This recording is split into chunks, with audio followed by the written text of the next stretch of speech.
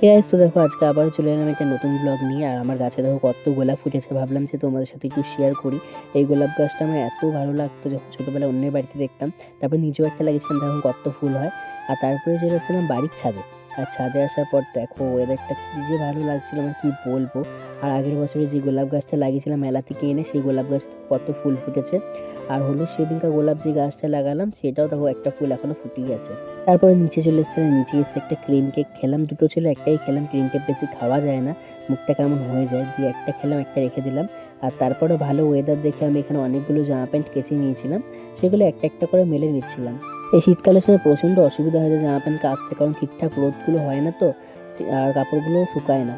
আর আজকের ওয়েদারটা যখন দেখলাম যে দারুণ আছে, তাই ভাবলাম যে কেচে নিই। আর তারপরে স্নান করে খেতে বসে পড়েছিলাম। আজকে হয়েছিল ফুলকপি আলুর তরকারি, করলা আলু ভাজা, আর একটু বেগুন কষা কষা করে করেছিল। খেয়ে দিয়ে বেরিয়েছিলাম একটুখানি দুপুরের দিকে ঘুরতে, বাড়িতে ভালো লাগছিল না মনটা। আর ঘুরতে ঘুরতে চলে এসেছিলাম কসবা মন্দিরে। এখানে কারা কারা আসছে আমাকে কিন্তু অবশ্যই জানাবে। কসবা আমাদের বাড়িতে অনেকটা দূর, প্রায় 1 ঘন্টার ওপরে রাস্তা। প্রায় আমি 1 থেকে 1.5 বছর পর কসবা এলাম, এসে বেশ ভালো লাগছিল। তোমরা যারা যারা আসোনি কসবায় কখনো, তো দেখে নাও, এটা হচ্ছে কসবা শিব মন্দির।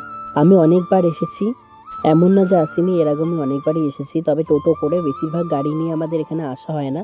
সেদিন কী হলো জানি না, প্ল্যান ছাড়াই আমরা এভাবেই চলে গেলাম কসবা মন্দিরে। আমরা গিয়ে সত্যি অবাক হয়েছিলাম যে আমরা এতটা চলে এলাম। আর অনেকটা বিকালও হয়ে গেছিলো, ভাবছিলাম যে সন্ধ্যার আগে বাড়ি যেতে পারবো কিনা। তো দেখো মন্দির ঘোরার পরে এখানে বাড়ি চলে যাচ্ছিলাম। তো চলো এবার আমি বাড়ি চলে যাই। তোমরা একটা কাজ করো, তোমরা যাওয়ার আগে আমার ভিডিওতে একটা লাইক করে যেও।